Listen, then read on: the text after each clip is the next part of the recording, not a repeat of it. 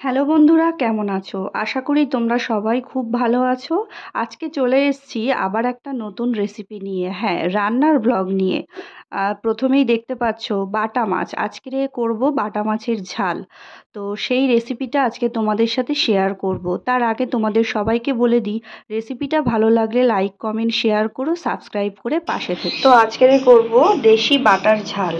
বাটা মাছগুলোকে আমি পরিষ্কার করে ধুয়ে রেখেছি। এবার এগুলোতে মশলা মাখাবো। তো প্রথমে দিয়ে দিলাম একটুখানি হলুদের গুঁড়ো, তারপর দিয়ে দেবো অল্প পরিমাণে লঙ্কার গুঁড়ো, আর দেবো সামান্য পরিমাণে লবণ। এবার মশলাটাকে ভালো করে মাখিয়ে নেব।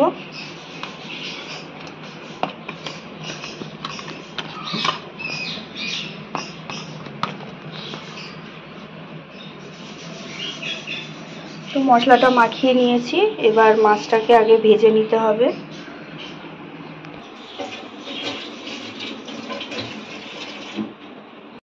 কড়াটা গরম হয়ে গেছে, এবার আমি তেলটা দিয়ে দেবো। পরিমাণ মতো সর্ষের তেল দিয়ে দিলাম। যারা সর্ষের তেল খান না, সাদা তেল ব্যবহার করতে পারেন।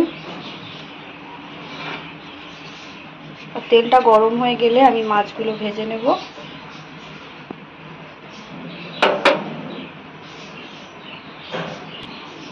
তেল গরম হয়ে গেছে, এবার মাছগুলো আমি ভেজে নেব।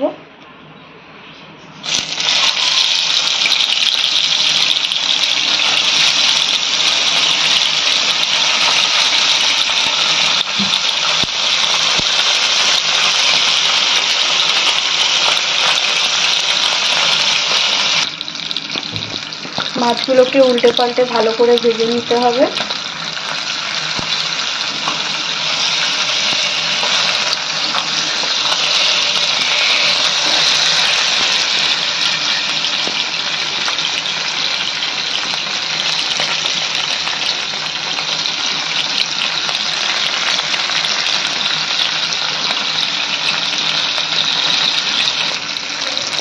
মাছ ভাজা কমপ্লিট হয়ে গেছে, এবার এই মাছ ভাজাটাকে একটা আলাদা পাত্রে তুলে নিতে হবে।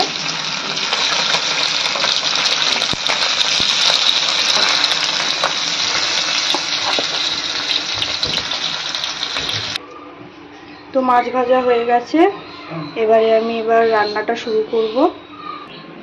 তো রান্নাটা করতে যেগুলো লাগবে আমি সেগুলো রেডি করে নিয়েছি। একটা মাঝারি সাইজের পেঁয়াজ কুচি করে রেখেছি, আর একটা মাঝারি সাইজের টমেটো কুচি করে রেখেছি, আর দুটো কাঁচা লঙ্কা চেরা। তো এবার রান্নাটা শুরু করি, চলো। তো যে তেলে আমি মাছটা ভাজলাম ওই তেলেই এবারে আমি দিয়ে দিলাম পেঁয়াজ কুচি।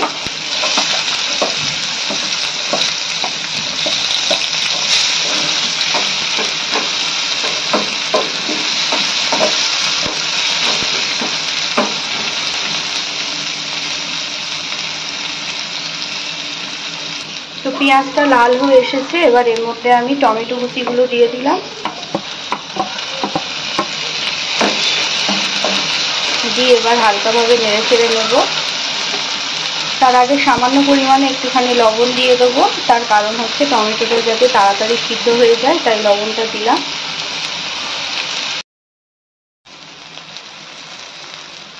তো টমেটোটা সিদ্ধ হয়ে গেছে, এবার এর মধ্যে আমি দিয়ে দেবো আদা রসুন বাটা।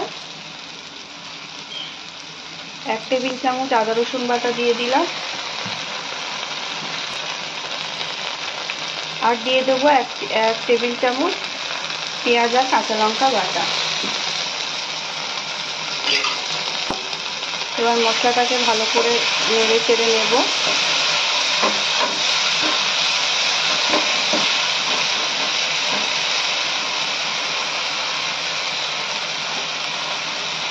এরপর দিয়ে দেবো পরিমাণ মতো লঙ্কার গুঁড়ো,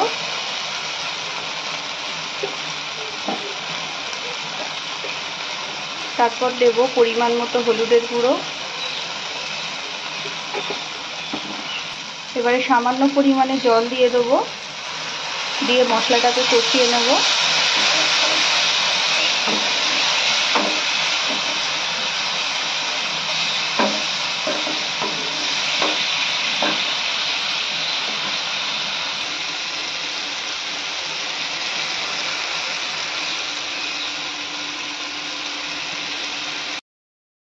এবার মশলাটাকে কিছুক্ষণের জন্য ঢেকে রেখে দেবো।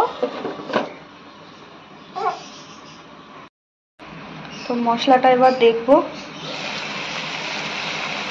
মশলাটা কমপ্লিট হয়ে গেছে, মশলাটা ভালো করে কষিয়ে নিয়েছি। সামান্য পরিমাণে আরেকটু জল দিয়ে দেবো, দিয়ে 2 মিনিট এটাকে একটু ফুটতে দেব।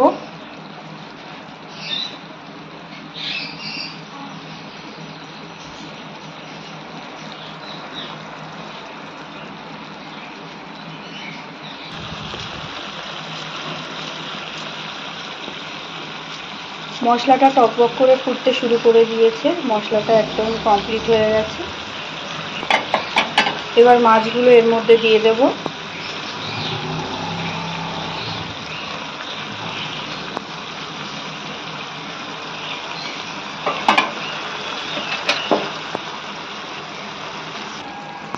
মাছগুলোকে একটু উল্টে পাল্টে নেব।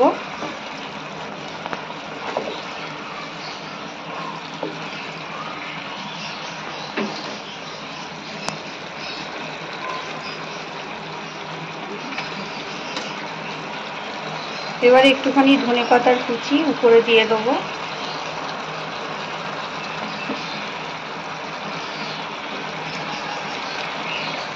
আর দিয়ে দিলাম কাঁচা লঙ্কা চেরাগুলো।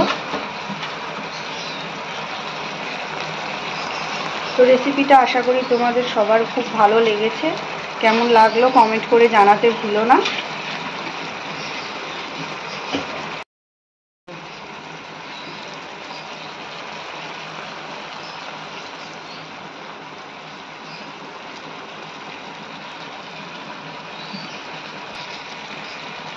রান্না কমপ্লিট। এবার নামানোর আগে উপরে একটুখানি গরম মশলা ছড়িয়ে দিলাম।